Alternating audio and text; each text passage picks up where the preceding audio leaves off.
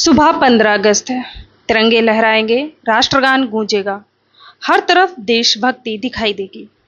लेकिन आज इस आजादी के सामने कुछ सवाल खड़े हैं। क्या सिर्फ देश आजाद होना काफी है या देश के हर नागरिक का डर से आजाद होना भी जरूरी है?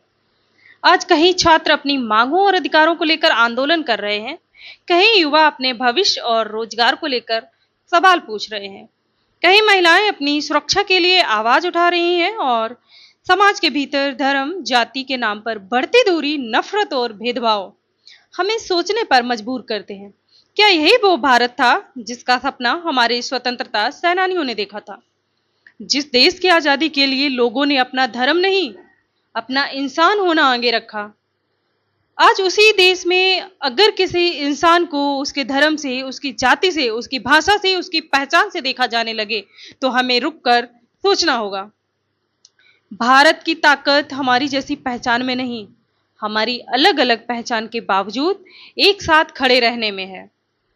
और जब कोई बेटी घर से बाहर निकलती है तो उसके परिवार को यह डर नहीं होना चाहिए कि वह सुरक्षित वापस लौटेगी या नहीं।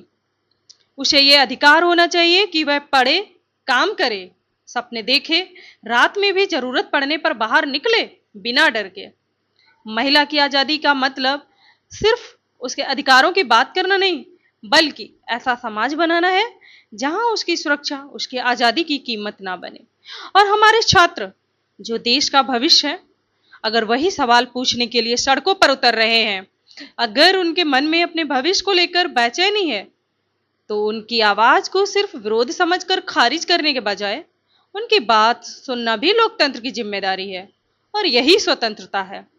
हमें ऐसा भारत नहीं चाहिए जहां देशभक्ति सिर्फ नारे लगाना हो। हमें ऐसा भारत चाहिए जहां छात्र को शिक्षा मिले, युवा को अवसर मिले, महिला को सुरक्षा मिले, गरीब को न्याय मिले और हर नागरिक को सम्मान मिले।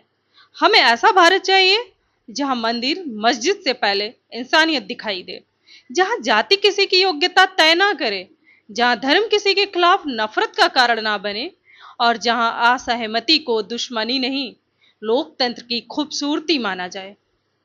15 अगस्त हमें सिर्फ यह याद नहीं दिलाता कि भारत कब आजाद हुआ था, यह हमें यह भी आजाद दिलाता है कि आजादी की उस विरासत को हर पीढ़ी को आगे बढ़ाना है। इसलिए इस बार तिरंगे को सलाम करते हुए एक सवाल खुद से जरूर पूछिए, क्या मेरे आसपास का इंसान सुरक्षित है? क्या मेरे आसपास का छात्र, उसकी समस्याएं सुनी जा रही हैं? क्या मेरे आसपास की महिला सम्मान के साथ जी रही है? क्या मेरे समाज में धर्म और जाति, लिंग भेदभाव से ऊपर इंसानियत बची हुई है? क्योंकि सच्ची आजादी सिर्फ सीमा पर सुरक्षित देश का नाम नहीं, सच्ची आजादी उस समाज का नाम है जहां कोई डर में ना जिए, कोई भेदभाव में ना जिए और कोई अपनी पहचान की वजह से नफरत का शिकार ना हो।